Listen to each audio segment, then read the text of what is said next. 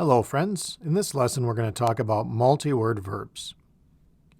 So most verbs in English are just one word, like talk or walk or listen. But sometimes we put 2 or 3 words together in order to make just one single meaning. So a multi-word verb is a verb that has more than one word but has a single meaning. The term multi here meaning more than one. So a multi-word verb is a verb that has more than one word. For example, a 2-word multi-word verb would be put up. So put up can just mean to hang. For example, I put up a picture on my wall. So I could take this multi-word verb put up and just replace it with the word hung, putting it into the past tense. I hung a picture on my wall. So those 2 words together, put up, just mean hang. The problem is that you can't just translate put and up and get the meaning of hang or hung, which can make these multi-word verbs a little bit tricky. Or for another example, we've got this 3-word verb, put up with. Put up with just means to tolerate. So I put up with my annoying boss at work. Again, I could take these 3 words, put up with, and just exchange it with the single verb tolerate. I tolerate my annoying boss at work. So these multi-word verbs can have transitive meanings like give up. I'm going to give up cigarettes. Transitive means that it has an object. So my verb here, going to give up, this is the whole full verb. What am I going to give up? I'm going to give up cigarettes. And this is my object. So that's why it is transitive. It's transitive because it is a verb that has an object. So the action, giving up, is happening to something, like the cigarettes. They can also have intransitive meanings. So taking the same verb, give up or quit, I don't know the answer. I give up. So here again we have the verb give up, but if you look, there's no object after it, which means that this is an intransitive verb. So multi-word verbs could be either transitive or intransitive. Now, when they're transitive, because they're more than one word, sometimes we can split the different words apart. So for example, give back. To give back means to return something. So I can say give back my phone. But I can actually split these words apart. So I can say give my phone back or give me back my phone. So we're splitting apart the main verb and the extra word back. Sometimes, though, we can't do that. So we can't do that with all multi-word verbs, like go over. Go over means to review something. So if I say let's go over the answers, I can't say let's go the answers over. It just doesn't work in normal English. It wouldn't make any sense. So when you're learning multi-word verbs, it's important to know if it's transitive or if it's intransitive. That means, can it take an object or does it not take an object? And it's also important to know if you can split the words apart in the verb. Okay, so let's look at some of the most common multi-word verbs. For example, go on. Go on means to happen or take place, like what's going on here? This is something a parent will ask if the children are fighting or if there's a loud noise. What's going on here? What's happening?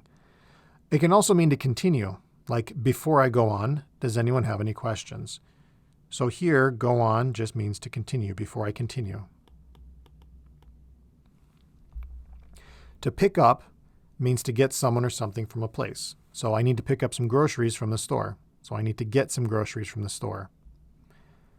To come back means to return to a place, or it can mean to return to a topic. Like, can you come back home and help me?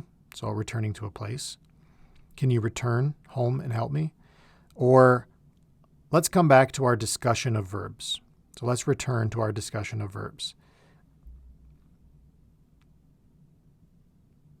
So go back is kind of the same thing, just depending on your perspective of where you actually are at the time. So go back means to return to a place or a topic. So I'm going to go back home and help my wife. So I'm going back to a place, I'm returning there. Or let's go back to what we were talking about before. So let's return to what we were talking about before in a discussion. To come up, if something comes up, that means it happens. So I'm sorry I couldn't make it to the party, something came up. You might hear this if somebody's trying to make an excuse for not coming somewhere. Oh, something came up. To make it means to arrive or to attend.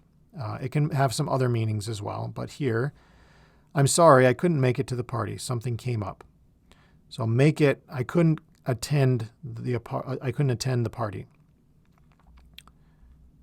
To find out means to discover or learn something. So I need to find out where I'm supposed to go. I need to discover or learn where I'm supposed to go. To pick out means to choose. I need to pick out something to wear tonight.